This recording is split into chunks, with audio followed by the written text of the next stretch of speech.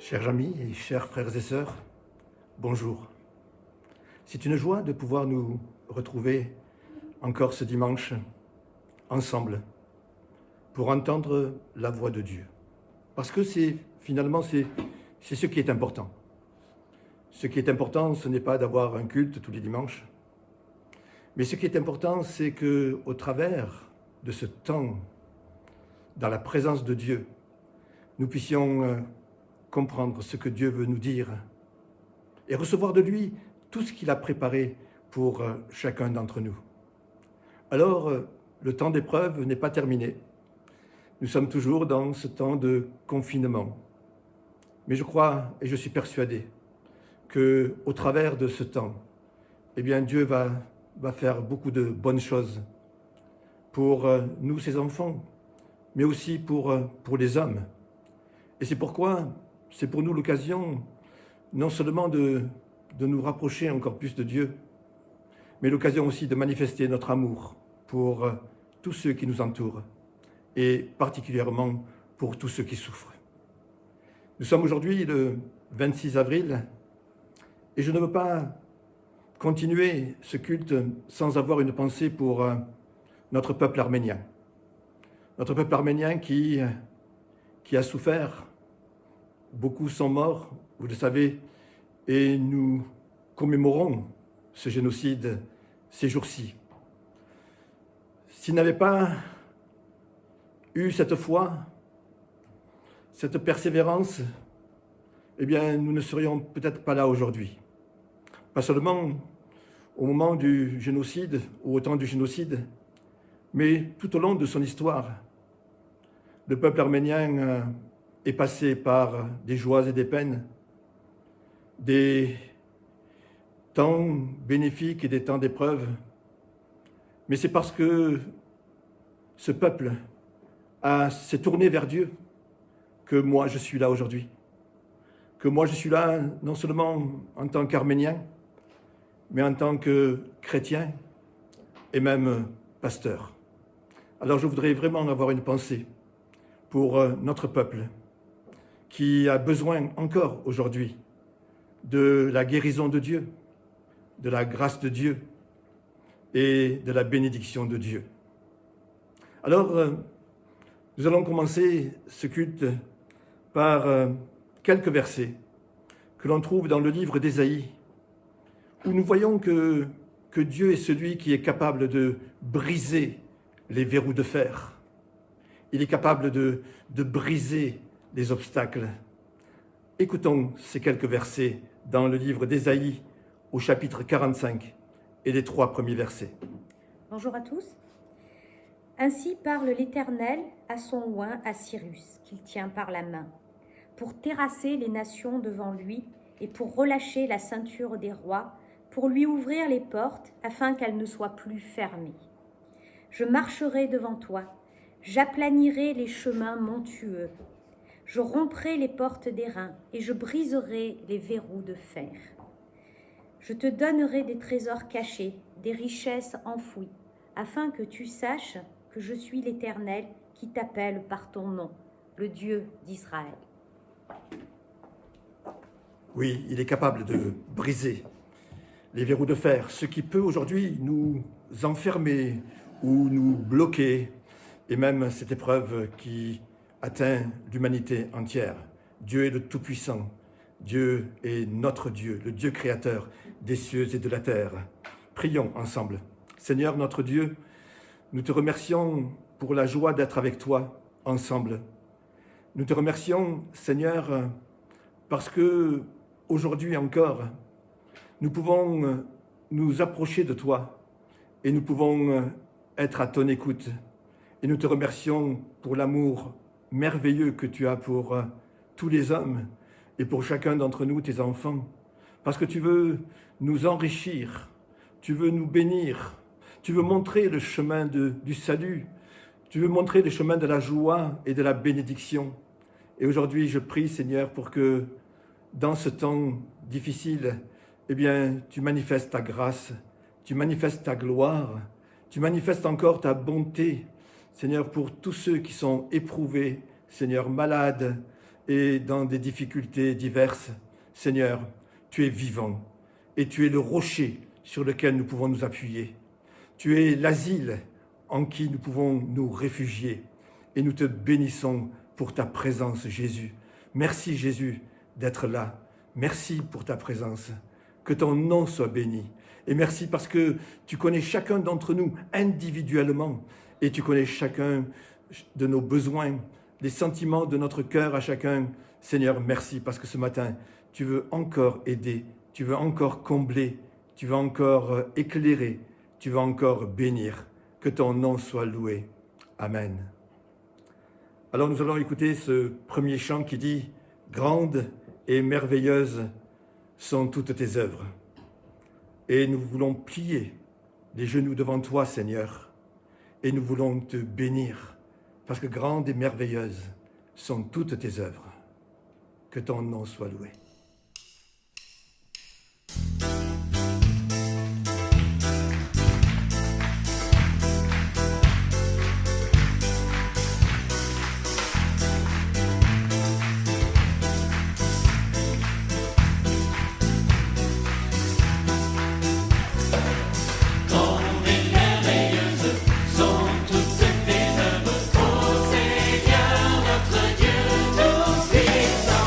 Juste et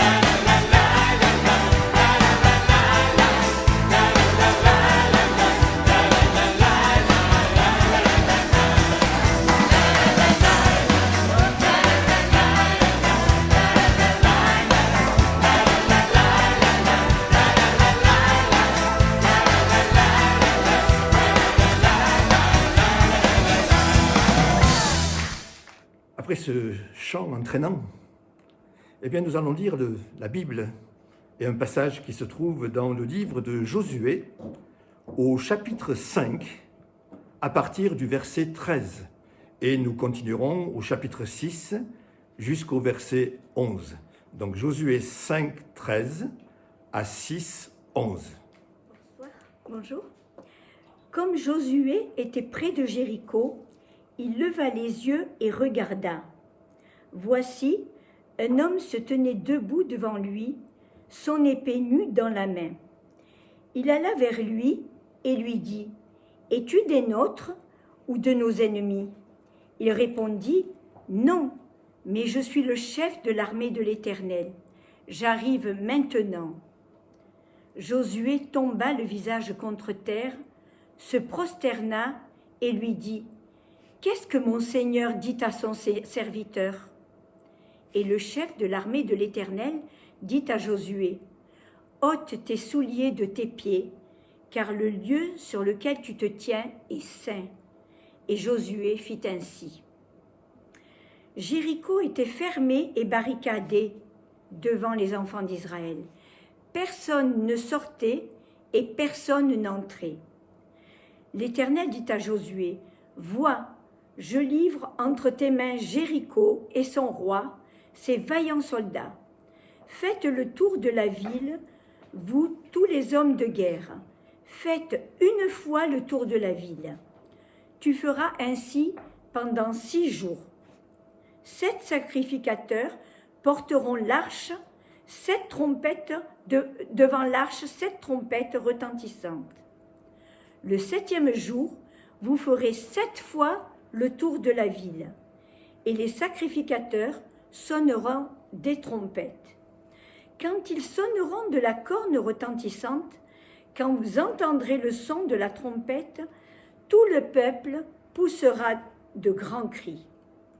Alors, la muraille de la ville s'écroulera, et le peuple montera, chacun devant soi.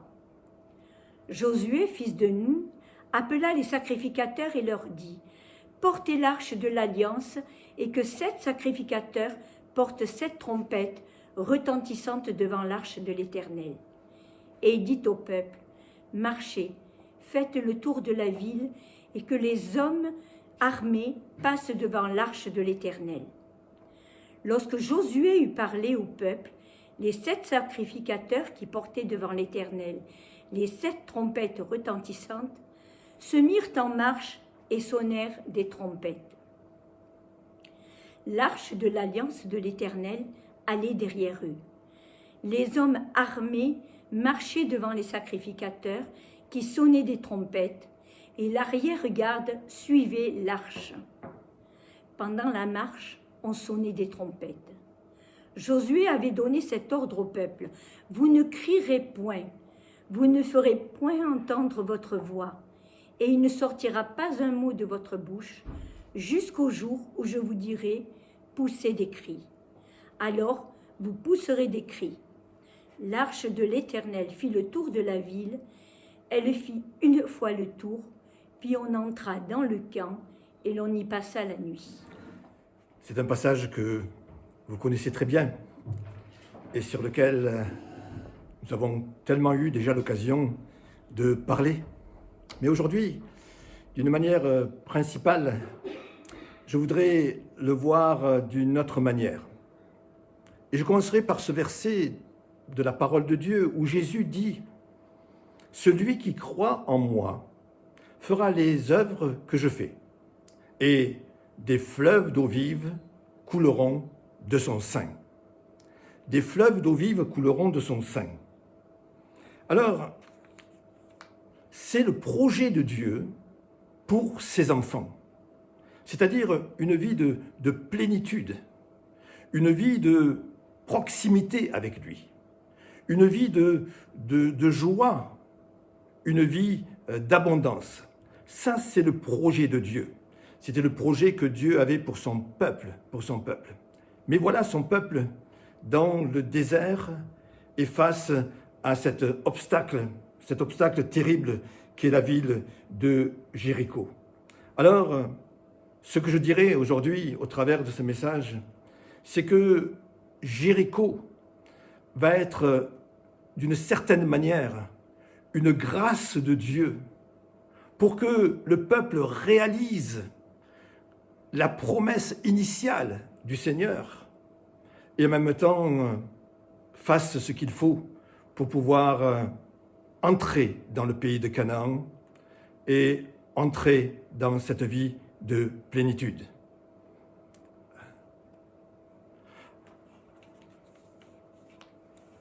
Après 40 années d'errance dans le désert, les Israélites se trouvent à la frontière du pays de Canaan. Du côté du peuple, c'était encore le désert. Et de l'autre côté, au-delà de Jéricho, c'était le pays où coule le lait et le miel que Dieu avait promis à son peuple. Et entre les deux, entre le désert et la terre promise, fermant tout accès au pays de la promesse, la ville de Jéricho se dresse avec ses remparts infranchissables, semblable à une immense porte d'airain verrouillée que personne ne peut ouvrir. Le séjour des Israélites dans le désert n'avait pas été de tout repos. Et par l'intermédiaire de son serviteur Moïse, Dieu y avait accompli de grands miracles. Il avait désaltéré son peuple de l'eau du rocher. Il avait nourri de la manne du ciel et leur avait donné de la viande. Il l'a accompagné et conduit dans une nuée le jour et une colonne de feu la nuit, et leur a donné des lois et des ordonnances au mont Sinaï. Mais, à côté de cela, et tout au long de cette histoire du peuple dans le désert, le peuple s'est souvent plaint de Dieu. Il s'est souvent rébellé. Ils ont murmuré contre l'Éternel. Ils ont manifesté de la colère, de l'ingratitude. Ils ont douté de son amour. Ils ont voulu revenir en arrière, retourner en Égypte. Et ils sont tombés dans l'idolâtrie et dans la débauche. Finalement, Israël aurait très bien pu s'habituer à la vie du désert et ignorer la promesse faite par Dieu à ses ancêtres, ce pays de Canaan. Oublier que l'objectif du Seigneur n'était pas qu'ils vivent continuellement dans le désert, et surtout pas qu'ils retournent en Égypte. Le désir de Dieu pour son peuple était Canaan, un pays d'abondance, de richesse, de victoire, de paix et de joie dans la présence de Dieu. Mais parce qu'ils ont failli l'oublier ou qu'ils l'ont oublié, il a fallu que Jéricho se dresse. Et dans nos vies, il y a bien des Jérichos, il y a bien des obstacles, il y a bien des difficultés qui se dressent devant nous et qui sont là et que Dieu permet peut-être pour qu'on réalise que nous sommes trop habitués au désert et que son projet initial, c'était une vie d'abondance, la vie de Canaan. Alors, les Israélites sont très près de Canaan. Ils sont à la frontière. Mais Jéricho les empêche d'entrer dans le pays promis et de s'approprier la promesse faite par le Seigneur. Ce n'est pas après nous avoir libérés de l'esclavage, du péché, par la repentance et la foi en la mort et à la résurrection de Jésus. L'objectif de Dieu pour nous, ses enfants, n'est pas le désert, c'est-à-dire une vie chrétienne faite de joie et de peine, de chute et de relèvement, de foi et de doute, de courage et de peur, de haut et de bas. Le désir de Dieu n'est pas que ses enfants vivent une vie chrétienne en dents de scie, un jour avec, un jour sans joyeuse lorsqu'il y a du soleil, triste lorsque la pluie tombe, pleine d'espoir dans la santé et abattue dans la maladie, pleine de foi lorsque la mer est calme et pleine de doutes lorsque la tempête est là. Ce n'est pas la vie que Dieu veut pour son peuple. Sa promesse, c'est Canaan, c'est-à-dire une vie de victoire sur l'ennemi, sur le péché, sur la tentation, sur les épreuves, une vie de proximité et d'intimité avec lui, une vie de communion et d'amour entre membres du peuple de Dieu, une vie d'abondance, de bénédiction, de joie, de paix et d'espérance, une vie de plénitude, même si l'épreuve est là, même si j'ai mal, même si je pleure, même si je suis fatigué ou chargé, la présence et la plénitude de Dieu dans mon cœur et dans ma vie. On pourrait aussi comparer Jéricho à ce temps d'épreuve que nous vivons aujourd'hui. Par la force des choses et l'invasion de ce virus, nous avons été d'une certaine manière arrêtés. Le cours de notre vie s'est arrêté. Notre façon de vivre s'est arrêtée. Tout ce qui était normal a été remis en question par le confinement. La pénurie de certains produits, la fermeture des usines, des magasins, des parcs, des restaurants, des salles de spectacle, l'interdiction de circuler, de changer de région et même de s'enlacer, de s'embrasser, de se rencontrer. Cet arrêt forcé de notre manière de vivre doit nous pousser à deux choses. D'une part, faire le point sur notre vie chrétienne. La Bible dit, au temps du malheur, réfléchis. Et d'autre part, à nous souvenir du projet initial de Dieu, ou à nous ressouvenir de ce projet initial, c'est-à-dire une piété profonde et une vie chrétienne abondante. Si, comme les Israélites, nous sommes encore du côté du désert, il serait dommage d'y rester et de renoncer à un renouvellement de notre foi, à une plénitude de notre relation avec Dieu, et de laisser de côté la perspective d'un réveil spirituel. J'ai le sentiment que Dieu a préparé de merveilleuses bénédictions pour l'Église et pour les hommes au sortir de ce temps. Je désire vivre cela. Je veux faire partie de cela. Mais il faut d'abord vaincre Jéricho. Et pour vaincre Jéricho, pour vaincre les obstacles de notre vie, eh bien, il y a 3 clés principales que je voudrais vous laisser aujourd'hui. Il est intéressant de rappeler que vaincre Jéricho, ouvrir la porte d'airain, briser les verrous de fer, créer une issue débouchant sur la terre promise, ne dépend pas de ce que nous pouvons faire, ou même de ce que nous ferons avec notre propre force, nos capacités ou nos moyens. La victoire dépend de Dieu seul.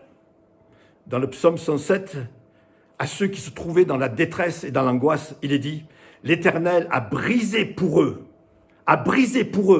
la porte d'airain.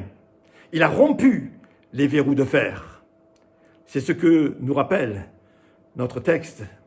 Alors la première clé, c'est quoi?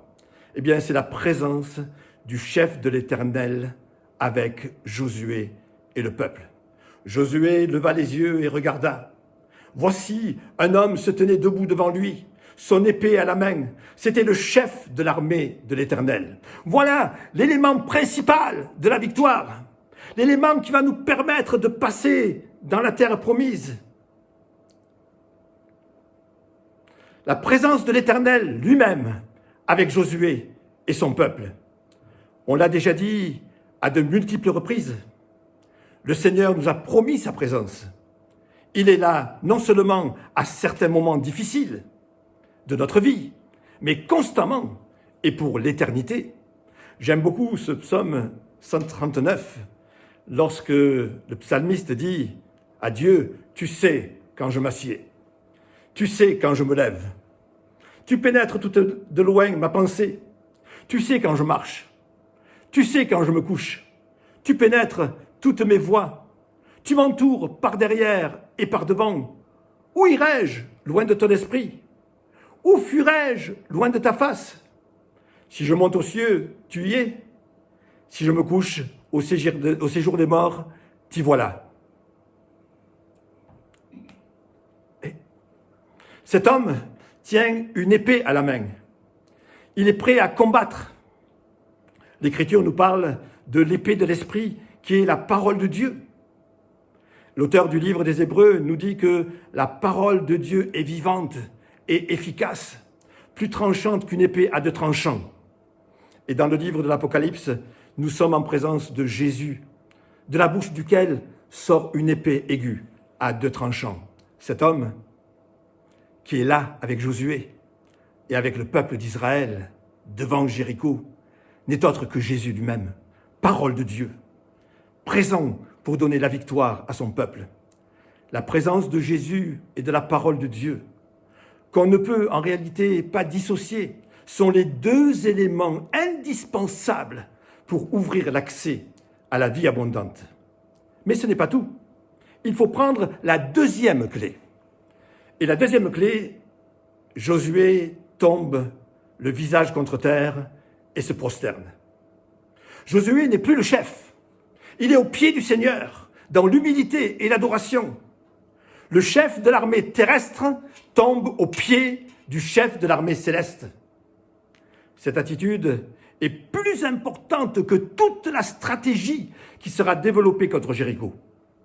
Cette attitude va être la 2e clé pour ouvrir la porte d'airain sur les bénédictions divines. Il est si important, frères et sœurs, de nous humilier devant Dieu, d'arrêter de croire que nous représentons par nous-mêmes quelque chose, d'arrêter de croire que nous sommes des chrétiens formidables, extraordinaires et toujours au top dans notre relation avec Dieu. Il est si important de nous humilier devant Jésus, de reconnaître nos manquements et notre petitesse et de l'adorer. C'était la 2e clé. Et puis, il faut aussi la 3e clé. Ôte tes souliers de tes pieds, car le lieu sur lequel tu te tiens est une terre sainte. Frères et sœurs, il y a ici la notion de la sainteté de Dieu et de la crainte ou du respect que nous devons avoir de cette sainteté. L'Éternel ne supporte pas dans sa présence ce qui est rattaché à la terre, les souliers. On ne peut pas être à la fois attaché à la terre et attaché à Dieu. On ne peut pas servir 2 maîtres, ni même aimer en même temps le Seigneur et le monde. On ne peut pas s'affectionner en même temps aux choses d'en haut et à celles d'en bas. De même qu'on ne peut pas prier et élever vers Dieu des mains sales, ou encore laisser jaillir de notre bouche en même temps le pur et le pollué. C'est la 3e clé pour ouvrir les portes d'airain que l'on trouve dans ces 2 paroles, où Jésus dit à Satan, « Retire-toi de moi, Satan ». Il est écrit, « Tu adoreras le Seigneur ton Dieu et tu le serviras lui seul ». Et celle que l'on trouve dans la 1re épître de Pierre, où il est dit, « Mais puisque celui qui vous a appelé est saint, vous aussi, soyez saints dans toute votre conduite, selon qu'il est écrit, « Vous serez saints car je suis saint ». Chers frères et sœurs, plus important que toute la stratégie mise en œuvre contre Jéricho, la victoire sur l'obstacle et l'accès à Canaan sont rattachés à ces 3 clés. La présence de Jésus avec sa parole, l'humilité et l'adoration, et notre attachement aux choses d'en haut. Et à ce stade-là, la victoire est déjà spirituellement remportée. Les portes d'airain sont spirituellement déjà ouvertes. Et les verrous de fer sont déjà spirituellement brisés. Il suffit alors de se mettre en route. Et c'est ce que les Israélites vont faire sous la conduite du chef de l'armée de l'Éternel. Alors, à ces 3 premières clés, je vais rajouter 2 clés supplémentaires. Et la première sera la promesse, les promesses du Seigneur. L'Éternel dit à Josué, « Je livre entre tes mains Jéricho et son roi, ses vaillants soldats. » C'est une promesse formidable pour Josué et l'armée d'Israël. Ils pouvaient avoir maintenant l'assurance, être rassurés, se sentir forts et être remplis de paix. Pour nous, cette promesse se trouve en Jésus, à la croix. Là, il a écrasé la puissance de Satan et a ouvert le chemin du salut et de l'abondance. Là, il a aussi vaincu tous les Jérichos qui se dresseraient sur notre vie, sur notre route. C'est pourquoi nous pouvons nous réjouir des promesses contenues dans la parole. Il est dit dans Jacques, « Résistez au diable et il fuira. Il fuira loin de vous. » Et nous lisons encore dans l'évangile de Marc, « Ayez foi en Dieu. » Je vous le dis en vérité, si quelqu'un dit à cette montagne, « Ôte-toi de là, jette-toi dans la mer », et s'il ne doute point en son cœur, mais croit que ce qu'il dit arrive, il le verra s'accomplir. Frères et sœurs, nous avons en Jésus déjà la promesse de la victoire sur tous nos Jérichos. La deuxième chose, la deuxième clé supplémentaire, c'est lorsque Dieu dit de faire le tour de la ville. Comment comprendre cette demande de Dieu aux Israélites? Lorsque je m'imagine la scène, je vois une armée qui, en marchant autour de la ville, y élève une muraille spirituelle. Chaque jour, durant 6 jours, et 7 fois le 7e jour, la muraille va s'élever. La ville est alors isolée, comme assiégée, et comme spirituellement déjà vouée à la destruction. Cette muraille annonce la condamnation de l'obstacle et la victoire. Alors, comment élever ces murailles? Comment nous allons élever cette muraille? Il y a plusieurs démarches concrètes à ce sujet. Tout d'abord, les combattants, au centre desquels se trouve l'arche de l'alliance, qui est la présence même de Dieu, portée par les sacrificateurs, sont unis et marchent ensemble. Et là, frères et sœurs, je parlerai d'unité et de présence de Dieu au centre de notre vie, au centre de notre Église, de nos églises.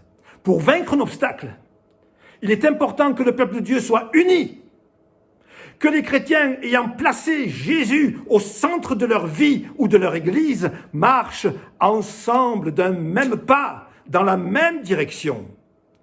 L'Éternel et son peuple cernent la ville, encerclent l'obstacle. L'unité et la place centrale de Jésus dans notre vie sont les éléments pour élever cette muraille spirituelle autour des obstacles et pour pouvoir ensuite entrer dans le pays de Canaan. La deuxième chose, c'est que les trompettes devaient sonner régulièrement. Et là, je ne peux pas m'empêcher de penser à la louange.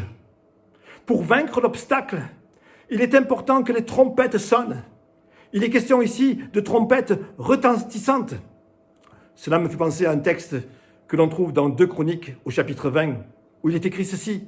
« Au moment où l'on commençait les chants et les louanges, l'Éternel plaça une embuscade contre les fils d'Ammon et de Moab, et ceux de la montagne de Séhir, qui étaient venus contre Juda, et ils furent battus. » Et au psaume 18, verset 4, David dit « Je m'écrie, loué soit le Seigneur, et je suis délivré de mes ennemis. » Frères et sœurs, la louange est un des éléments pour construire cette muraille spirituelle autour de nos obstacles. La troisième chose, c'est que les Israélites doivent marcher en silence. Et là, je peux me les imaginer marcher en silence. Et là, je pense à la prière. Ces soldats et ces sacrificateurs qui prient silencieusement. En priant, ils élèvent la muraille autour de la ville. Lorsque l'apôtre Pierre était emprisonné dans la prison, il est dit que les chrétiens se sont réunis et se sont unis pour prier pour lui. Ils ont entouré d'une muraille spirituelle la prison où se trouvait Pierre par leur prière. Puis Dieu est puissamment intervenu pour le libérer. La louange, la prière et le 7e jour, ils ont crié. Et là, je pense au témoignage. le peuple d'Israël a proclamé à haute voix la victoire du Seigneur sur Jéricho. Et le Seigneur a fait le reste. Nous avons ici le témoignage de la victoire de Jésus sur le péché, sur le diable, sur la mort, sur les épreuves à la croix. Alors que Paul est à Corinthe et il est confronté à une opposition terrible, le Seigneur lui dit dans une vision, « Ne crains point, mais parle, et ne te tais point, car je suis avec toi, et personne ne mettra la main sur toi.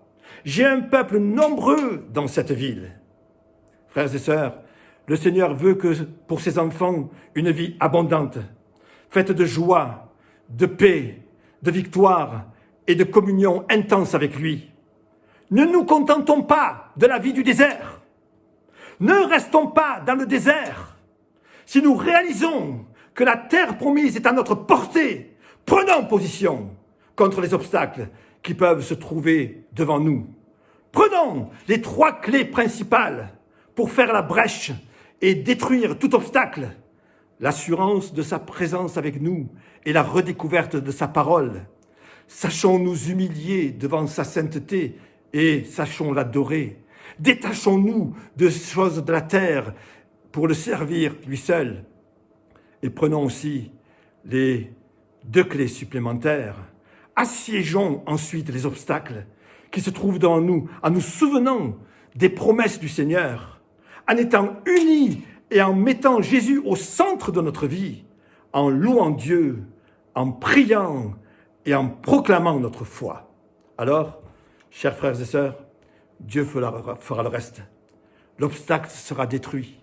Nous entrerons en Canaan et vivrons pleinement dans la présence de Dieu. Et alors, des fleuves d'eau vive couleront de notre sein. Et je pense que ce temps d'épreuve aujourd'hui est une grâce, parce que Dieu veut nous donner l'occasion de réaliser que peut-être nous sommes encore dans une vie de désert, que Canaan, la terre promise et la vie abondante n'est pas loin, et que par sa présence, par sa force, par ces clés que j'ai citées aujourd'hui, les obstacles peuvent être ôtés. Alors que Dieu vous garde, que Dieu vous bénisse et que Dieu vous accompagne, que Dieu vous aide aussi dans ce temps et vous fortifie. Amen.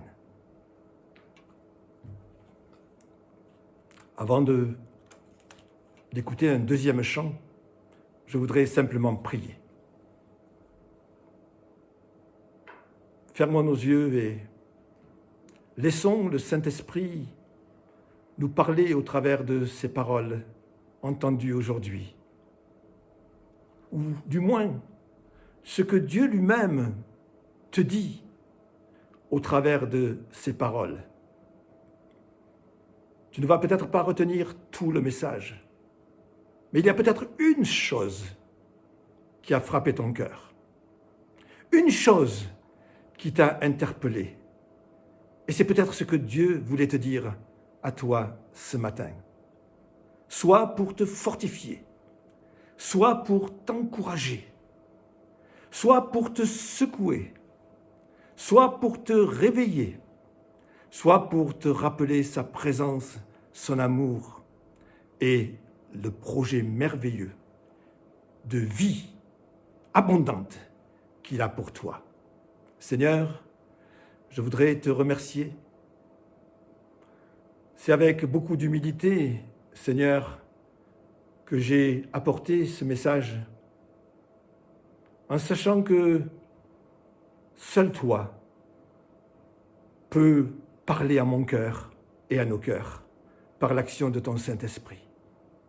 Et je prie, Seigneur, pour que ce ne soit pas un bon message, mais que ce soit le message que tu as voulu pour l'un ou pour l'autre de ces chers auditeurs qui sont là ce matin. Merci Seigneur pour ta présence. Et je prie pour que ta bénédiction repose sur chacun. Viens Saint-Esprit, viens maintenant et bénis chacun de ces frères et sœurs bien-aimés. Que ton nom soit loué. Amen. Alors nous allons écouter ou même chanter ce deuxième chant qui dit « De mon Seigneur, j'aurai la grâce ». Tous les peuples du monde adorent Dieu.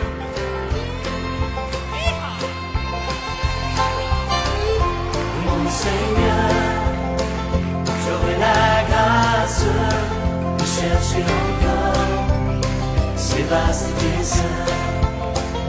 De mon Seigneur, j'aurai la force de marcher encore sur le même chemin.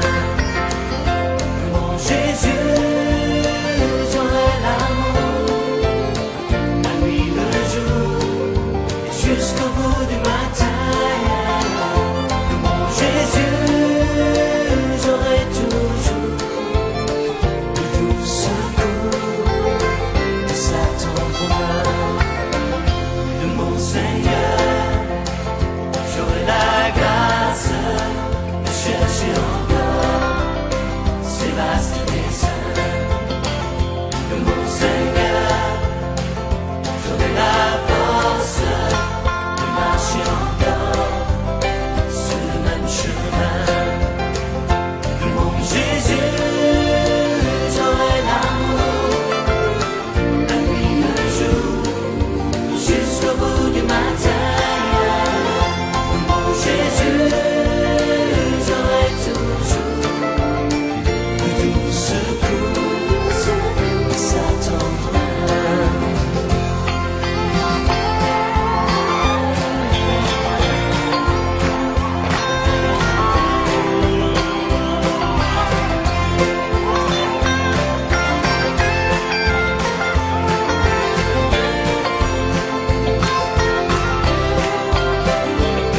De mon Jésus, j'aurai l'amour.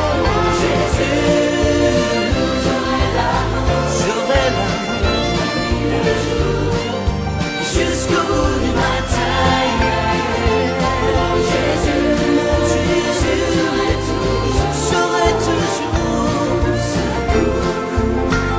sa tendre main. De mon Seigneur, j'aurai la grâce de chercher encore ces vastes desseins. De mon Seigneur, j'aurai la force de marcher encore sur le même chemin. De marcher encore sur le même chemin. De marcher encore sur le même chemin. De marcher encore sur le même chemin.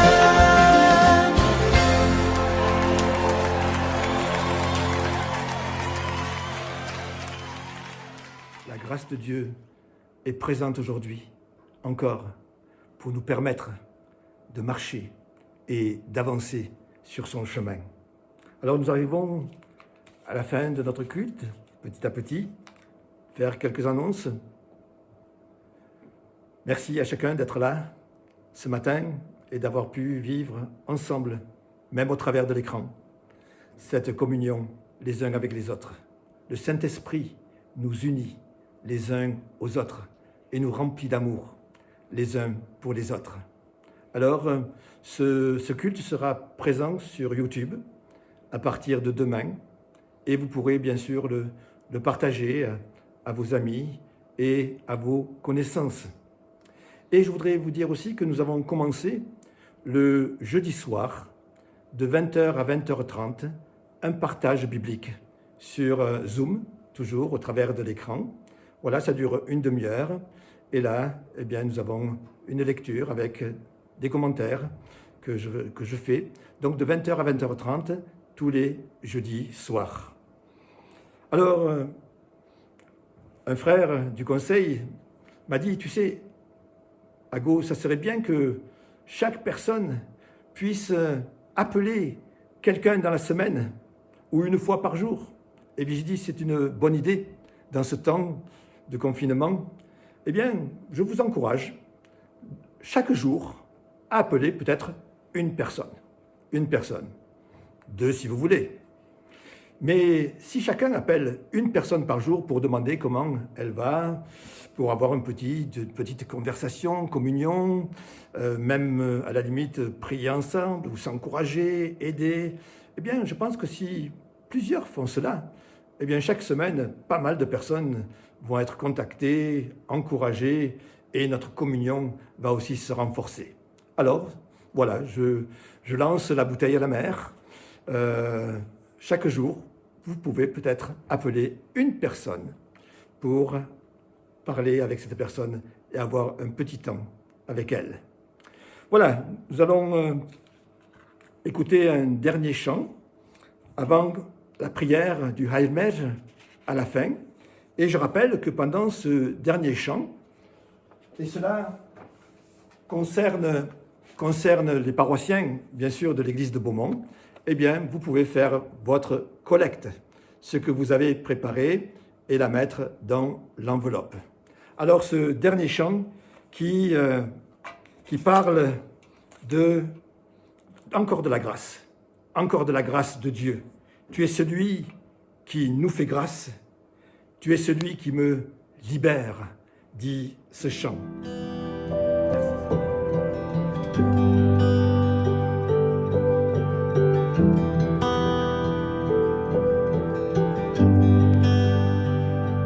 J'étais brisée, vide et sans espoir. Ta grâce m'a trouvée, m'a restaurée. Je n'ai rien à moi, mais tel que je suis, tu me libères, tu me libères. Grâce infinie de notre Dieu qui un jour m'a sauvé. Oh, j'allais de lieu en lieu quand tu m'as retrouvé. Et maintenant je vois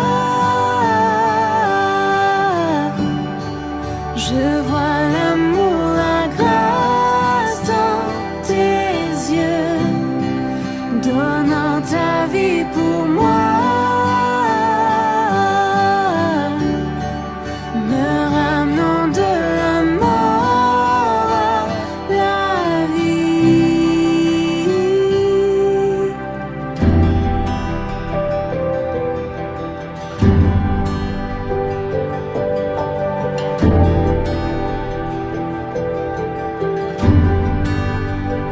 Tu prends nos échecs, tu prends nos faiblesses, tu places ton trésor dans des vases d'argile.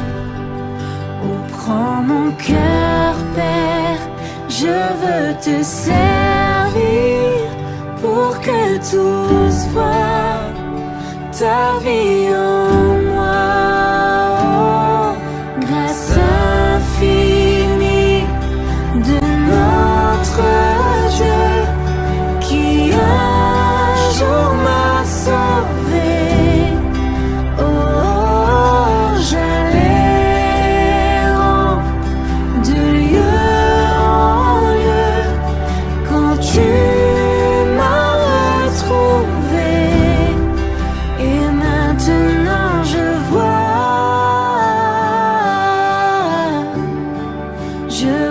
l'amour, la grâce dans tes yeux, donnant ta vie pour moi, me ramenant de la mort à la vie.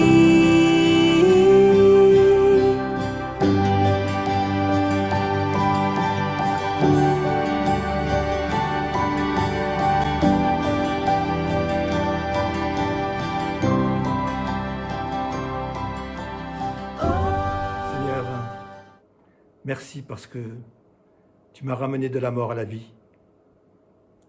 Merci pour cette grâce immense.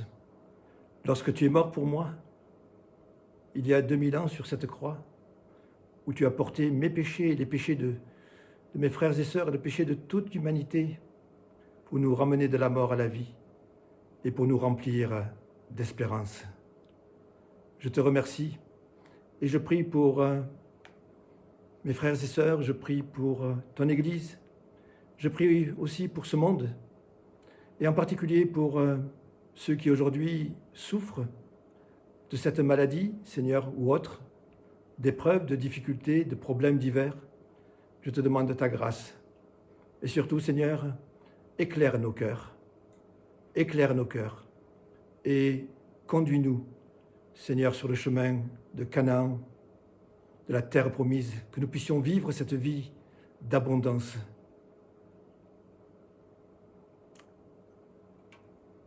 Hayr mer, vorergines yes. Surp yeretsi anunko, yegetse arkayutunko, yeretsin gamko. Vorbes ergines yevergri, sats mer anabazort dur mezaisor. Yevtor mez spardis mer, vorbes yemeng tonk merots bardabanats. Yevmidanir smezi portsutiun, ael pergial smezi chare. Zikoe arkayutiun, zorutiun, yev park, havidianes, havidenits. Amen. Yefima, merder Jesus Christosi schnork. Yevastudzo an hun ser. Usur pokfuin haortak sutiun. Tezi hedella, der batzez bahe yevortne. Que la grâce de notre Seigneur Jésus-Christ, l'amour infini de notre Dieu et la communion du Saint-Esprit, l'aide du Saint-Esprit, la guérison du Saint-Esprit, la force du Saint-Esprit soit avec chacun d'entre vous. Que Dieu vous garde, vous bénisse, vous accompagne et particulièrement en ces jours, notre peuple arménien. Merci Seigneur Jésus pour ta présence. Que ton nom soit béni. Amen.